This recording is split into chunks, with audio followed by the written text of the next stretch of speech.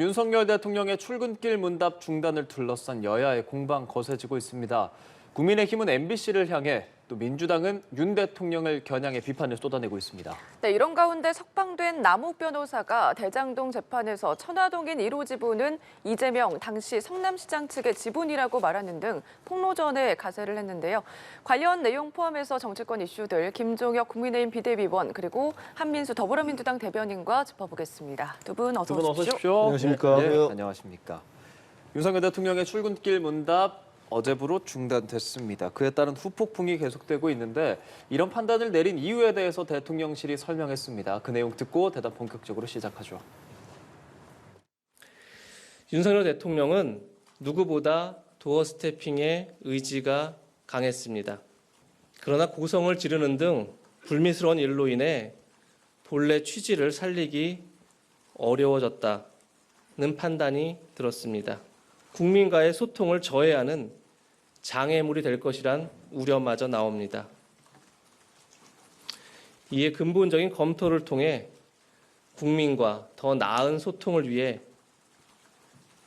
부득이 오늘부로 도어 스태핑 중단을 결정했습니다.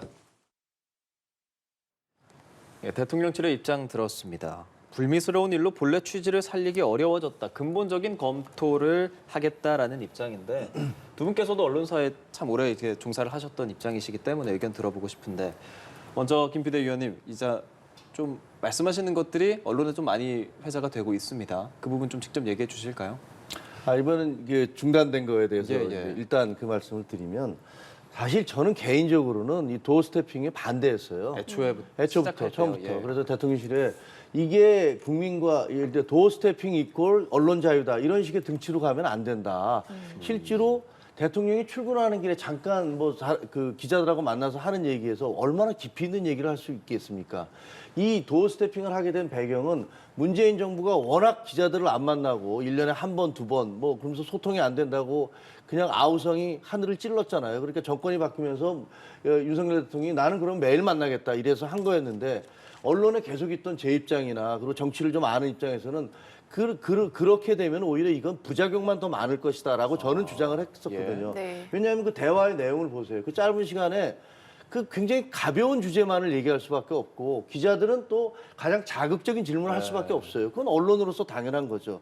그러면 그 발언 내용을 가지고 하루 종일 시사 프로그램에서 오늘 대통령이 이 발언 태도가 어땠다 네. 이런 식으로 해서 별로 중요하지도 않은 부분들이 의제를 장악해서 하루 종일 떠들게 되거든요. 그래서 저는 이렇게 되면 안 된다. 만약에 정말로 대화를 하려면 일주일에 한 번이 됐든 한 달에 한 번이 됐든 정식으로 기자들과 만나서 좀 긴 시간 동안 그 국정에 대해서 얘기를 하는 것들이 옳다고 생각을 한다. 이런 입장을 피력을 했었지만 대통령의 의지가 워낙 강하셨어요. 그래서 나는 꼭 그래도 내가 국민들한테 문재인 정부 때 하도 안 됐다고 그러니 매일 만나겠다라고 해서 이거를 계속 하신 건데 네. 그래서 5월 11일 이후에 61번을 했잖아요. 네. 그런데 곰곰이 따져보세요. 61번의 그 도어 스태핑이 과연 실질적으로 국민들이 알 권리를 얼마나 알려줬는지는 잘 모르겠습니다. 바지가 통이 넓으네, 좁으네, 누가 옆에서 쫓아오는 게 어떠네, 저쩌네. 대개 그런 사소한 부분들만 쟁점이 됐었는데 네.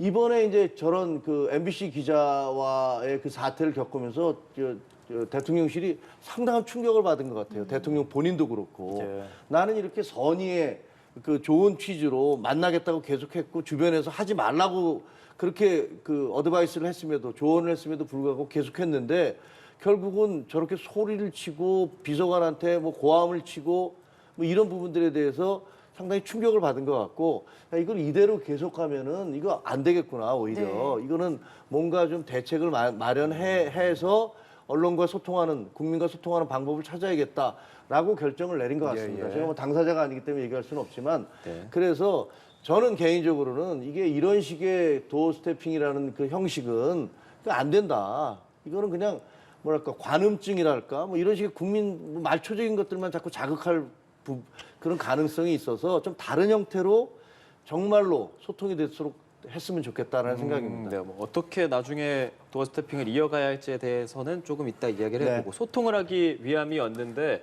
부작용이 있었다라는 말씀을 해주셨습니다. 대통령실이 중단하는 이유를 밝혔고 조금 전에 함께 봤잖아요. 어떻게 들으셨습니까? 저 일단 기자 출신으로서 초기에 대통령께서 어찌됐든 청와대를 안 가다 보니까 뭐 하루도 있지 않겠다 안 들어간 거 아닙니까?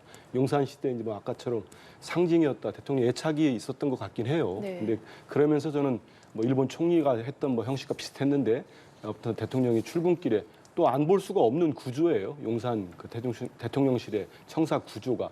그런 측면에서 또 뭐 도어 스태핑이나 출근길 약식 회견하는 거 저는 꽤 높이 평가했습니다. 예. 그런데 그 과정에서 뭐 좀 전에도 말씀 나왔으면 대통령이 뭐 예기치 않았던 뭐 어떤 건 모르겠습니다. 근데 되게 설화를 많이 일으켰어요. 가령 지난 7월 5일이었나요? 우리 전 국민이 정말 황당하고 놀랬던 게 뭐 전 정권에 지명된 장관 중에 이렇게 뭐 훌륭한 사람 본 적 있느냐 이렇게 물어봤는데 저 진짜 놀랬거든요. 지금 인사를 잘못했다고 모든 국민들이 질타하고 있는데 전 정권 탓을 했습니다.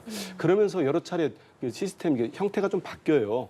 바뀌면서 이제 그 다음에는 대통령이 먼저 모두 발언을 쭉 하시더라고요. 그러면서 기자들 질문을 받고 하는 건데, 근데 이번 과정을 보면은 이 도스태핑을 대통령이 뭐 기자들이 해달라고 한 것도 아니었는데 시작했다가 이번에 또 일방적 중단하는 거는 상당히 바람직하지 않다 이런 생각을 합니다. 그리고 두 번째는 저는 대통령과 이 대통령실, 이 집권 세력의 언론관을 좀 지적하지 않을 수가 없어요. 지금 특정 언론사 이제 MBC를 상대로 이렇게까지 하는데 한번 보시죠. 뉴욕 가가지고 그 욕설은 뭐 거기 홍보수석까지 인정을 했으니까요. 그 욕을 했다는 거에 대해서는. 그럼 욕설 발언을 MBC가 시켰습니까? 아니면 야당이 시켰습니까? 본인이 하셨지 않습니까? 그러면 깔끔하게 사과를 하거나 유감 표시하면 아무 문제 없을 건데 그대로 진행되는 과정들을 보십시오. MBC에 대해서 그냥 국세청 세무조사를 해서 520억 원을 추징하고, 두 번째는 아니 전용기, 저도 청와대 출입하면서 전용기 탑승해봤습니다만 언론사가 다 비용을 내는데 그 전용기가 대통령 자가용 비행기입니까?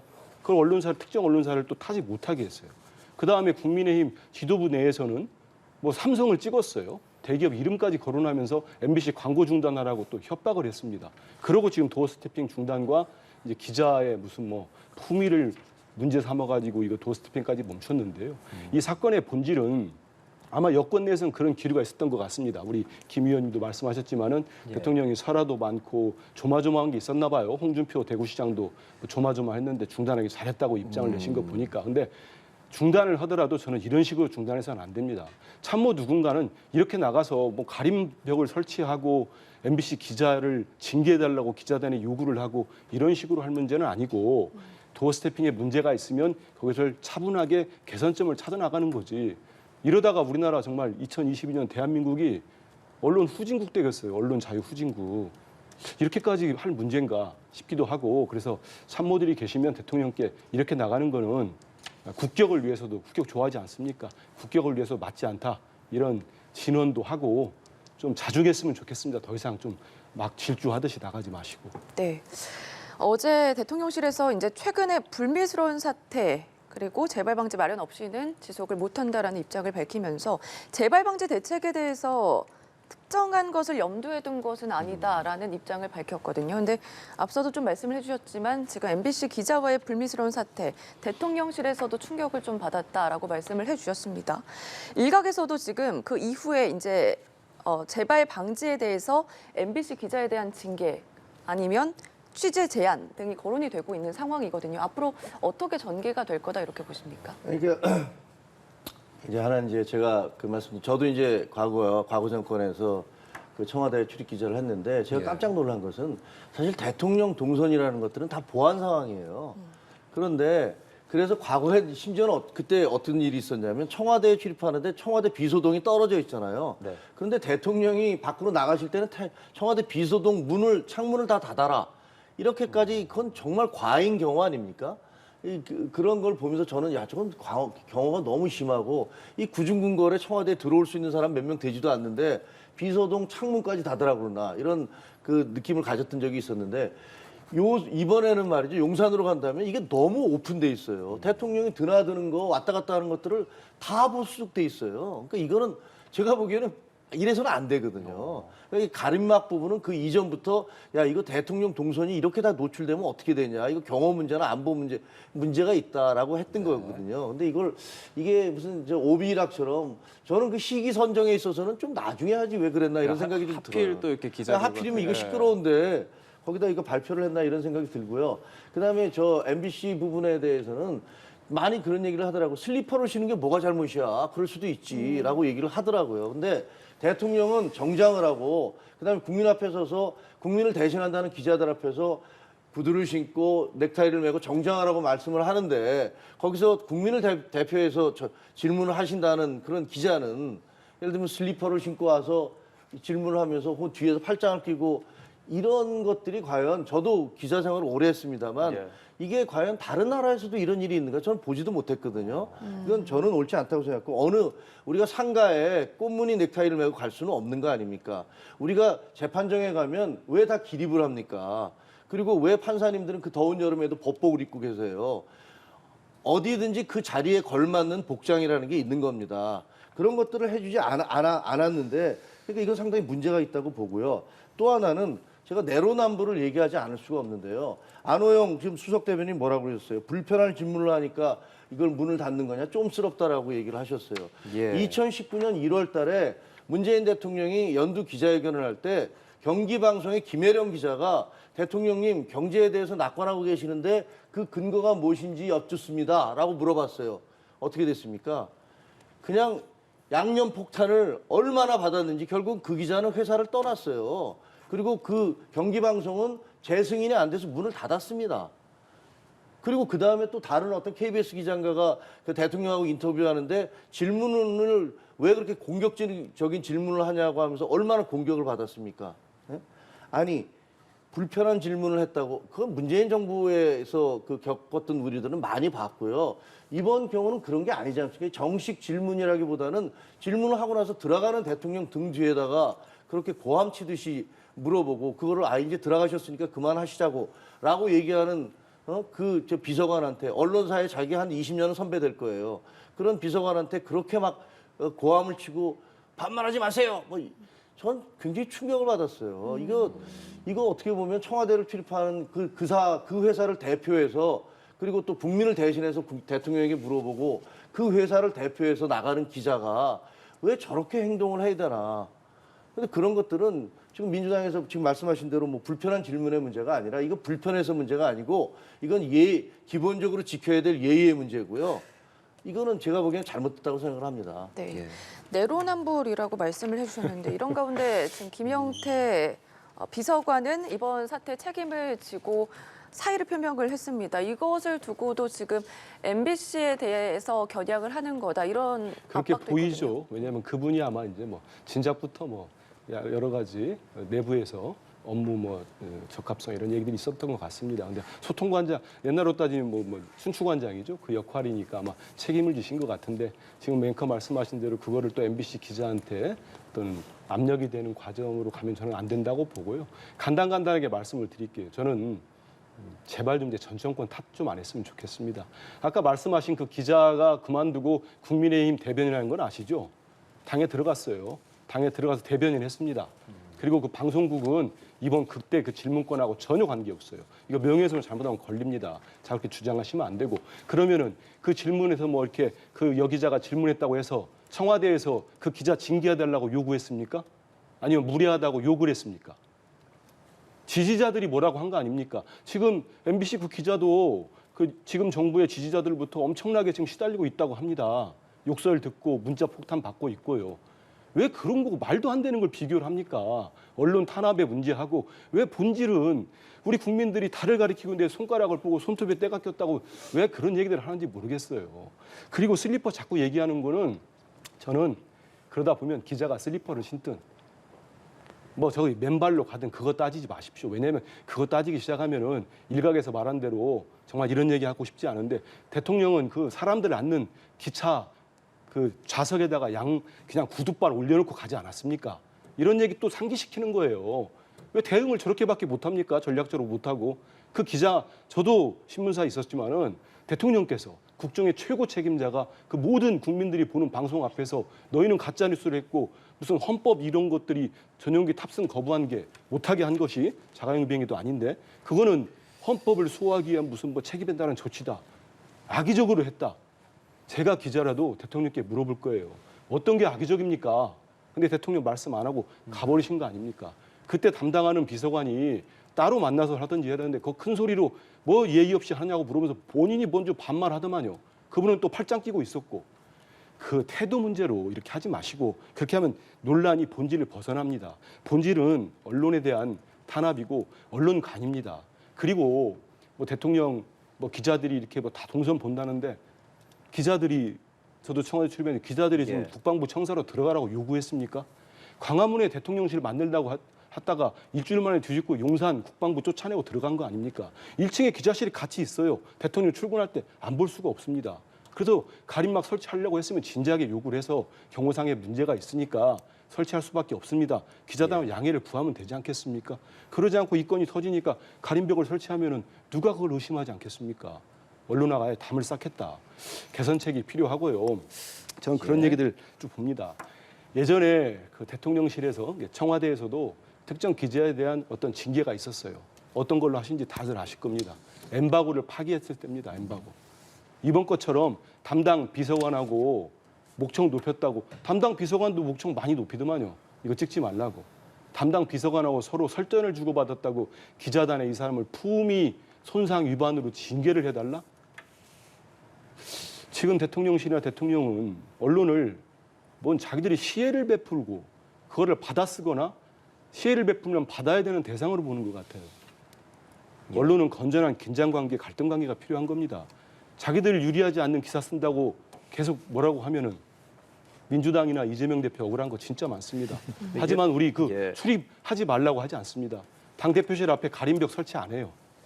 지금 기자단 간사단은 내부의 의견이 엇갈리고 입장 정리가 어려워서 의견을 내지 않기로 했다라고 전해지고 있는 상황이고 대통령실은 MBC 해당 기자에게 뭐 출입 기자 등록 취소라든지 출입 정지라든지 뭐 교체 요구 뭐 이런 방안들을 내놓고 있는데 이런 상황 이거 아까 말한 그 3개 정도가 좀 수정이 된다면 그렇다면 출근길 문답 재개할 수 있다 뭐 이런 조건이라고 봐야겠습니까? 그거는 저는 잘 모르겠습니다. 왜냐하면 대통령실에서 어떤 결정을 내릴지는 모르겠는데 저는 그 출입 기자 제가 만약에 그 회사의 편집국장, 보도국장이라면 일단 출입시키지는 않겠습니다. 이거는 그 서로의 감정 문제도 그렇고 그 일단 거기서 이렇게 논란이 되고 문제가 됐기 때문에 그런 부분들을 정리할 것 같은데 저희가 언론 탄압이라는 그 컨셉을 민주당에서 계속 얘기를 하고 계신데 언론 탄압을 하는 그 권력이 기자단에다 그 회의를 열어서 이 부분에 대해서 좀 그 문제가 있는지를 확인을 해달라고 이렇게 요구를 하겠습니까? 그 언론 탄압이라는 건 MBC가 그 자막을 그 가로에 열고서 미국 그리고 잘 본인들도 기계를 돌려서도 나중에 결국은 이게 무슨 말인지 확인할 수 없다라고 하는 그런 얘기를 자막을 다 달아서 내보냈을 때 국민의힘 당직자들이 의원들이 시위를 하러 갔어요. 팻말을 들고 그래서 이거 정정해달라라고 얘기하고 조롱만 받고 돌아왔습니다.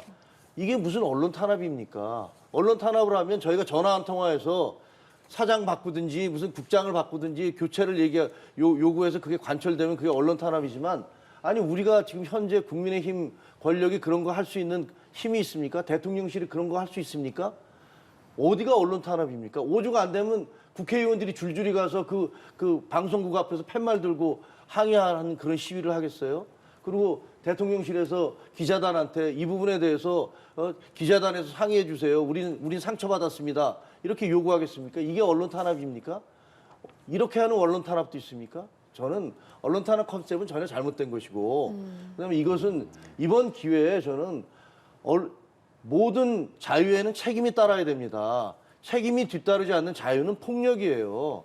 언론이 분명히 국민의 대표로서 알 권리를 행사할 수 있어야 된다고 생각합니다. 저도 언론 자유를 위해서 정말 그런 것들을 위해서 목소리를 높일 그런 자세가 돼 있습니다. 하지만 그런 것들이 자신들이 아무렇게나 함부로 할 그런 권리를 의미하는 건 아니라고 생각합니다. 그래서 이번 기회를 양쪽 모두가 좀 좋게 이용했으면 좋겠어요. 네. 그래서 언론도 과연 언론의 책무라는 것은 무엇이냐, 언론의 품격이란 무엇이냐, 이런 부분들을 고민하는 계기로 삼고, 저도 저희 쪽에다 얘기를 할 겁니다. 우리도 언론과 우리가 어떻게 관계를 맺어야지 오는지 이런 부분들에 대해서 고민을 해보자, 이렇게 얘기를 하려고 합니다. 네.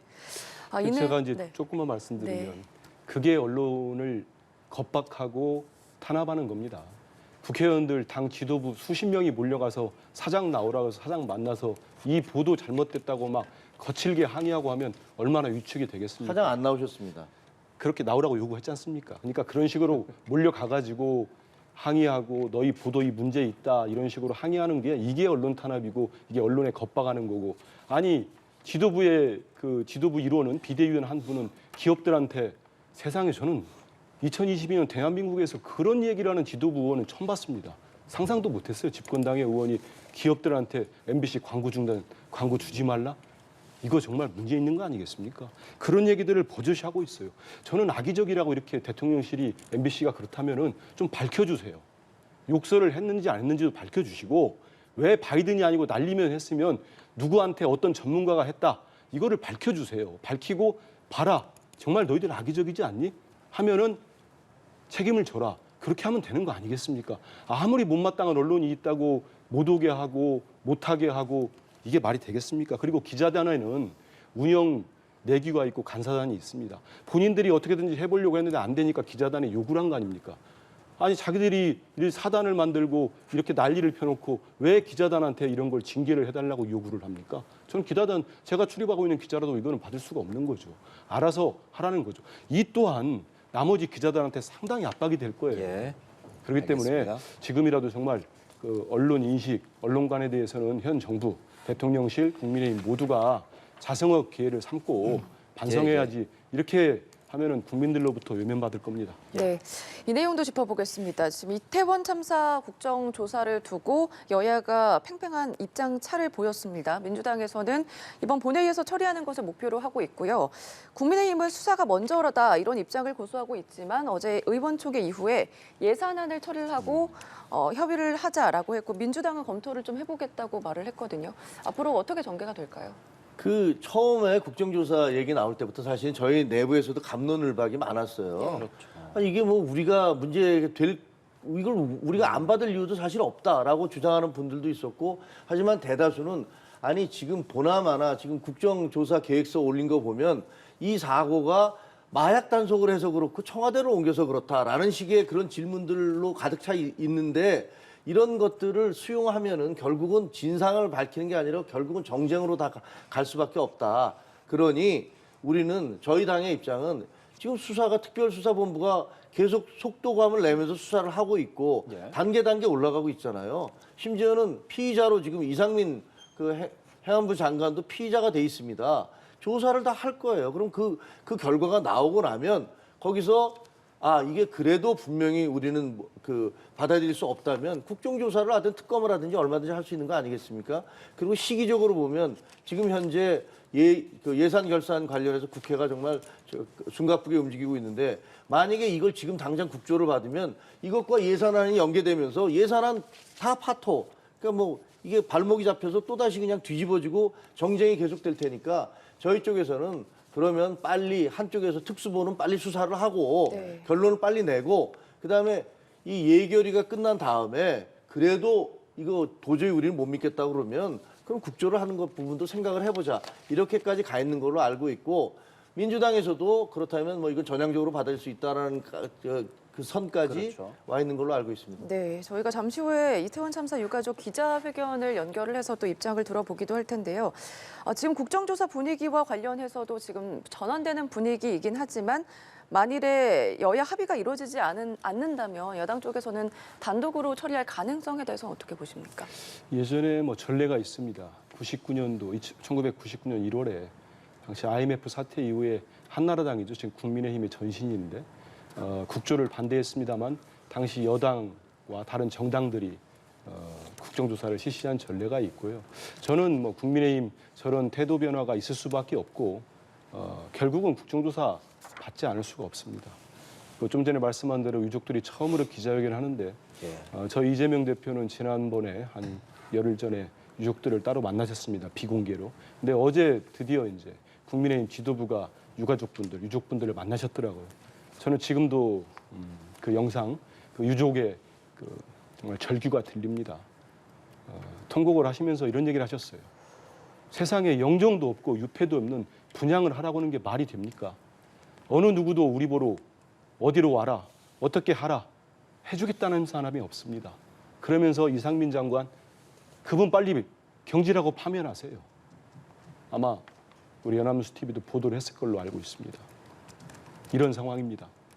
이 정부 지금 수사하면서 누구 하나 책임졌습니까? 지금 12구 참사 3주가 넘었습니다. 누가 책임졌습니까? 아무도 책임 안 졌습니다. 누가 사과했습니까?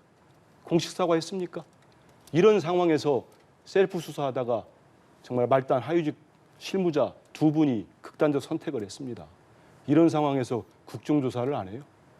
우리 예전에 삼풍백화점 참사도 했고 세월호 참사도 했고 가습기 참사도 다 했습니다. 그때 검경 수사와 함께 국정조사가 병행됐습니다.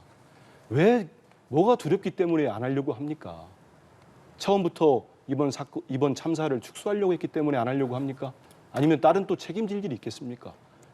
아니 마약 얘기 그렇게 억울하시면 밝히면 될 거 아니겠습니까? 대통령께서 10월 21일 날 마약과의 전쟁 예. 경찰은 할 때 승리하라고 하지 않았습니까? 어쨌든 저희 지금 국정조사가 필요하다는 데는 주호영 원내대표와 어느 정도 또 공감대를 또 이루는 것 같기도 하고 예산안을 처리하고 나서 다시 협의한다고 하니까요. 그 내용은 네. 이후에 또 지켜보도록 하겠습니다. 이 내용 또 여쭤봐야겠죠. 대장동 핵심 의혹의 핵심 인물 남욱 변호사가 풀려났는데 재판에서 발언들을 내놓고 어제 언론이 계속 떠들썩했습니다. 천화동인 1호 지분이 이재명 당시 성남시장실 지분이라는 걸 알고 있었다. 김만배 씨에게 들어서 알았다라고 했고 2014년 지방선거를 앞두고 이재명 시장 재선을 위해서 최소 4억 원을 건넸다. 이런 주장들을 내놨습니다. 유동규 본부장에 이어서 남욱 변호사도 나와서 폭로를 하는 이 현 상황 어떻게 보고 계십니까? 유동규 씨가 나와서 얘기할 때는 그 사람이 뭐 그 구속기간이 만료돼서 아마 검찰하고 딜을 해서 내보내주고 나서 그 거래 협상을 하고 나서 내보내주고 나서 그 대가로 지금 유동규 씨가 저렇게 떠들고 있다. 이렇게 그 민주당 쪽에서는 비판을 했었잖아요. 예. 근데 남욱 변호사는 검찰은 내보내면 안 된다라고 얘기를 했고 법원에서 내보낸 겁니다. 근데 나와서 지금 똑같은 얘기를 하고 있잖아요. 두 사람이 같은 교도소 안에 있었던 것도 아니고 각자 다른 장소에서 수사를 받고 조사를 받았는데 그 사람들이 나와서 지금 이구동성으로 이렇습니다, 저렇습니다라고 얘기를 하고 있고 그것이 실질적으로 언제 어디서 어떻게 돈을 전달했다, 어느 사무실에 어떻게 갔었다 이런 증거들 그리고 내가 누구한테 돈을 받아서 이렇게 전달을 했다 예. 이런 사실관계가 다 드러나고 있는 거 아닙니까? 그러니까 이거는 결국은 저걸 가지고서 무슨 증거가 없다고 얘기하는 것은 말이 안 되고요. 누가 돈 받은 사람이 돈 받았다고 주장하는 사람 한 번이라도 보셨습니까? 그건 말이 안 되는 소리여서 저는 결국은 예. 저게 진실이 드러날 수밖에 없다. 얼마 남지 않았다. 그리고 뭐 검찰에서 수사를 하면서 자기들이 갖고 있는 그 모든 증거를 재판도 아닌데 뭐 하려고 다 밝히겠습니까? 예. 그렇지만 다 구속이 되고 있잖아요. 김용, 정진상 이런 사람들 다 구속됐고 그 이전에 구속됐던 사람들 이어서 그러면 이거는 우리가 단군 일의 최대 비리라고 얘기했던 그 대장동 사건이 과연 실체가 무엇이었는가가 머지않아서 드러날 것이다. 이렇게 봅니다. 네, 천화동인 1호 사실 뭐 김만배 씨의 것이다 뭐 이런 얘기들 계속 왔다 갔다 하는 상황이었었는데 남욱 변호사가 이번에 이렇게 사실 입장을 바꾼 거란 말이죠. 그리고 그 이유에 대해서 당시엔 선거도 있었고 겁도 났다. 조사를 받느라 정신이 없어서 솔직하게 말을 못했다라고 말을 했습니다. 이렇게 입장을 바꾼 이유에 대해서 설명한 부분 어떻게 들으셨는지 이 진술의 신빙성 어떻게 보고 계시는지요? 신빙성이 하나도 없죠. 하나도 없다고 예상했던 됩니다. 왜냐하면은 아마 뭐 부인들 하시겠지만 검찰이 유동규 씨 풀어주고 남욱 씨 이제 풀어준 이유가 이렇게 가가지고 이런 일방적 진술 증거는 하나도 없어요. 제가 이 얘기 좀 드릴게요. 좀 말씀하신 것 중에 대장동 개발 지분 어떻게 표현했는지 아세요? 대장동 개발 지분은 김만배 씨로부터 정진상, 김용에게 돈을 줘야 한다는 것을 유동규에게 전해 들었다. 예. 전원이라는 두 번을 전해드렸어요. 네. 김만배 씨가 유동규 씨한테 했고 유동규 씨가 자기한테 했다. 그 언론 보도를 쭉 보니까 뭐 저는 재판장에 간 게 아니기 때문에 대부분이 이런 보도들이 많이 나옵니다. 자신의 경험담 그리고 또 9천만 원 준 거 그런 겁니다. 일식집에서 9천만 원을 유동규한테 줬더니 옆방에 가가지고 전달하고 가방을 뭐 가방인지 뭐 상자인지 갖다 주고 빈손으로 왔더라. 아니 세상에 저 같으면은 90만 원을 줘도 누구한테 줬나고 물어보겠습니다. 근데 또 물어보지도 않았어요. 뭐 대충 뭐 그랬답니다. 이게 목격담이에요, 목격담. 이게 이른바 법정 용어로 보면 전문 진술이라고 한답니다. 이 전문 진술은 전해 들은 진술인데 뭐 법적인 능력이 하나도 없는 거죠. 뭐 이분이 뭐 지난해 10월에 겁이 났다. 우리 다 기억하지 않습니까? 지난해 10월에 여론조사상에 상당히 큰 폭으로 앞섰던 대선 후보는 윤석열 검찰총장이었어요. 전 검찰총장. 예. 전 후보.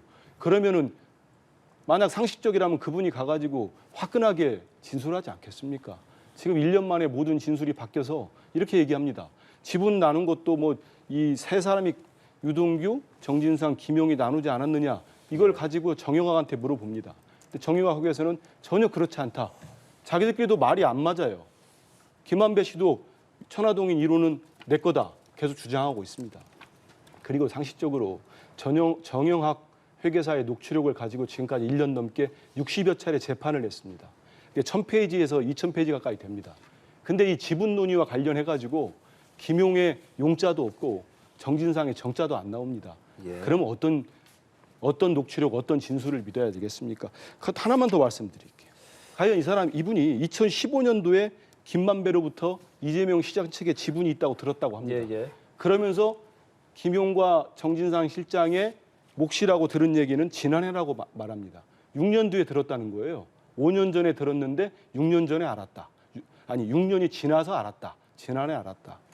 이런 거는 우리 야당도 민주당도 그렇고 많은 국민들이 의심하듯이 이렇게 180도 진술이 바뀔 때는 뭔가 다른 이유가 있지 않겠느냐. 그래서 많은 언론들이 지적하는 게 이런 겁니다. 법률 전문가인 남욱 변호사가 이 수사재판에서 유불리를 따져가지고 입장을 바꾸고 본인에게 유리한 진술을 하는 거 아닌가.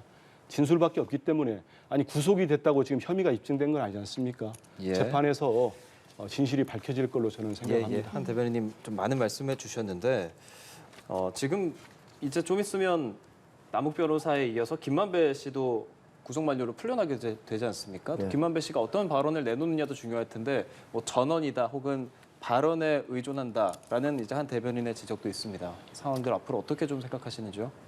남욱 변호사가 입장을 바꾼 거는 뭐 저는 충분히 이해가 되고요. 그리고 그 변호사 입장에서는 검찰이 이렇게 수사를 받으면서 야 검찰이 저런 정도까지 가고 있는데 내가 만약에 이걸 부인했다가 나중에 그것이 드러나면 나는 더 큰 혐의를 받게 된다라는 그런 공포가 있을 겁니다. 예. 지금 저분들이 만약에 얘기하는 것들이 다 자기 혐의가 더 늘어나는 것들이에요. 예. 그렇잖아요. 내가 돈을 전달했고 뭘 해서 만들어서 줬고. 추가 혐의가 생긴. 저게 만약에 없다면 저게 다 덮어진다면 죄가 더 가벼워져요. 근데 왜 저걸 다 얘기를 하겠습니까? 그 이유는 야 검찰이 수사했는데 무슨 다른 사람도 증언한 것들이 있고 뭐 증거 자료 있어서 내가 이것을 계속 부인하다 보면 내 혐의가 훨씬 더 커지겠구나라는 그런 두려움이 있기 때문에 나와서 야 차라리 그냥 있는 대로 다 공개를 하는 게 낫겠다. 그래야지 내가 선처라도 좀 받겠다. 그 우리가 재판 판결할 때 뭐라고 합니까? 과거를 개전의 정이 전혀 없다라고 할 때 굉장히 중형을 내리게 되잖아요. 제가 보기엔 유동규 씨도 마찬가지고 저 남욱 변호사도 마찬가지고 그 정민용 씨도 마찬가지고 이런 분들이 처음에는 버티고 뭐 아니면 야 그냥 뭐 넘어가 보자라고 했지만 계속되는 수사에 여기저기서 구멍이 뚫리니까 이분들은 야 이게 더 이상 안 되겠다. 이제는 잘못하다가는 우리가 더 크게 처벌을 받겠다고 싶으니까 저는 지금 진실에 일단을 얘기하고 저게 다 진실이라고 생각하지도 않습니다. 솔직히. 예. 더 숨겨져 있다고 생각을 합니다. 얘기를 하는 것 같고요. 김만배 씨가 나와서 무슨 얘기를 할지는 잘 모르겠어요. 왜냐하면 예. 김만배 씨는 어떻게 보면 여기 주범이잖아요. 주범격으로 돼 있어요 지금. 이분이 이제 형 얘기를 들으면서 모든 것들을 관리하고 조정했던 분이니까 이분이 과연 어떤 마음을 가지고 왜냐면 지금까지는 저 다른 분들이 진술하는 것들에 대해서 아니 그게 아니다 모른다 이런 식으로 계속 해왔기 때문에 나와서 어떤 식의 얘기를 할지는 좀 지켜봐야 될 것 같습니다. 네. 정진상 실장 그리고 김용 부원장 최측근의 구속 그리고 유동규 전 본부장과 남욱 변호사의 폭로가 이어지자 지금 국민의힘은 이재명 대표의 결단을 촉구하고 나섰는데요. 해당 발언 듣고 대담 이어가겠습니다.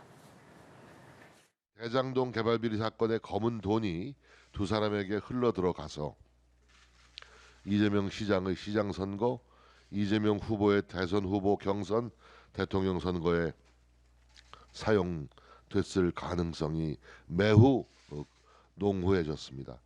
검찰 수사를 조작의 칼날이라고 공격했습니다. 그런 주장들을 납득할 국민들이 누가 있겠습니까? 지금이라도 이재명 대표가 지도자다운 결단을 내려주시기를 바랍니다. 자신에 대한 사법 처리를 저지하기 위해 민주당 의원들을 정치 공동체로 묶은 족쇄를 풀어줘야 합니다. 네, 정진석 위원장 이재명 대표를 향해서 대장동 사업의 검은 돈 선거 자금으로 흘러갔을 가능성이 높다 이렇게 얘기를 했는데 국민의힘 주장 어떻게 들으셨습니까? 지금 뭐 일방적 진술밖에 없는데 그걸 가지고 저렇게 제1야당 대표에 대해서 과도한 정치 공세를 하는 거는 정말 바람직하지 않고요. 저는 요즘 그런 생각이 듭니다. 정말로 우리가 밥을 먹다가 돌을 씹어도 이재명 탓이라고 하는 것 같아요. 길을 가다 길거리에 돌에 걸려 넘어져도 이재명 탓이다. 옛날에 노무현 전 대통령, 지금의 국민의힘이 한나라당 시절에 탓하듯이 그러면은 이 국정이 어떻게 되겠습니까? 협치를 해야 되는 제1야당 대표에 대해서 과도한 정치 공세를 하면서 아니 말만 나오면 세상에 이태원 참사, 12구 참사를 놓고 이재명 대표가 얼굴에 화색이 돌았다? 어느 당권 주자가 한 주장입니다. 정말 그게 망언이고 폐륜적 발언 아니겠습니까? 그렇게 해놓고 제1야당으로부터 협조를 받을 수 있겠습니까? 저는 아무리 정쟁을 하더라도 정치를 해야 되고 국정을 살펴야 될 집권 여당이 너무 방탄이라고 하면은 지금 뭔 방탄이 되겠습니까? 측근들이 다 구속되고 있는데 그래서 맞지 않다고 생각을 하고요. 저는 뭐 좀 전에 말씀 나온 거기 때문에 간단하게 한 가지 예만 좀 들어드리겠습니다. 지난 17일 날 서울중앙지법에서 유동규 씨 관련 재판이 있었어요. 동거녀 관련된 재판인데요. 그 내연 사실혼 관계자죠. 이분이 갑자기 지금까지 증거인멸, 교사 혐의를 부인하다가 인정하는 입장으로 돌변을 합니다. 아마도 뭐 정진상 실장을 엮으려고 한 것 같지 않나 이런 추측을 해보는데 그때 재판장 부장판사가 뭔 얘기하는지 아십니까? 유동규 씨를 질타를 합니다. 유동규 본부장 수사기록 보니까 불구속 수사를 놓고 검찰과 딜을 하더라. 검찰과 딜을 하더라. 이게 재판장의 얘기예요. 유동규 씨 입장 변화 여러 가지로 의문점이 있다. 이런 걸 재판장이 얘기했습니다. 그러면 남욱 씨가 저렇게 돌변해가지고 뭔가를 본인 걸 지키고 본인의 유리한 그렇지 않습니까? 나는 돈을 받아가지고 전달밖에 안 했다. 그러면 형량이 가벼워지지 그게 무거워지겠습니까? 본인의 뇌물이라고 하면 훨씬 무거워지지요. 따져볼 문제고요. 그렇기 때문에 지금의 진술하는 거를 아마 지금 언론이 재판도 하기 전에 정진상 실장이 기소도 하기 전에 이렇게 대대적으로 보도함으로써 아마 남욱 씨가 원하는 목적이랄지 만약 그 뒤에 뭐 어떤 배우가 있다면은 그런 목적을 소기를 거뒀을 거라고 보는데 우리 국민들 그렇지 않습니다. 현명하시게 판단할 것 같고요. 정말 일방적 진술, 증거 하나 내놓지 못하는 이렇게 일방적 정치 공세 중단돼야 된다고 생각합니다. 예, 국민의힘의 주장에 대해서 강하게 좀 반발 의견을 주셨거든요. 아니 저는 그 정진상, 김용 씨는 왜 구속됐습니까? 그러면 그 최측근이라는 분들은 왜 구속됐어요? 아무 잘못이 없다고 하지 않았습니까? 판사님들이 그 8시간이나 되는 것을 그걸 검토를 하고 혐의가 없는 사람을, 문제가 없는 사람을 구속시켰단 말입니까?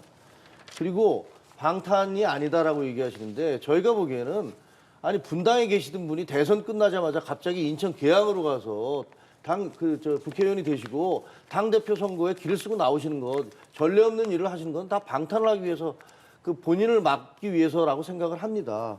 현명한 국민 말씀하셨으니까 국민들이 그것은 현명하게 판단하실 거라고 봅니다.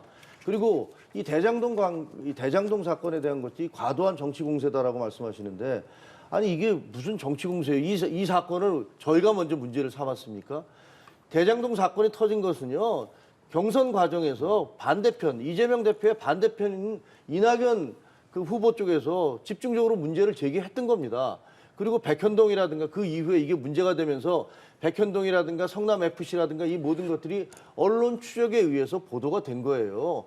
이게 무슨 정치 공세입니까? 이게 무슨 과거 문재인 정부가 했듯이 정권을 잡자마자 과거를 다 뒤지겠다고 하면서 파헤쳐서 나온 게 아니에요.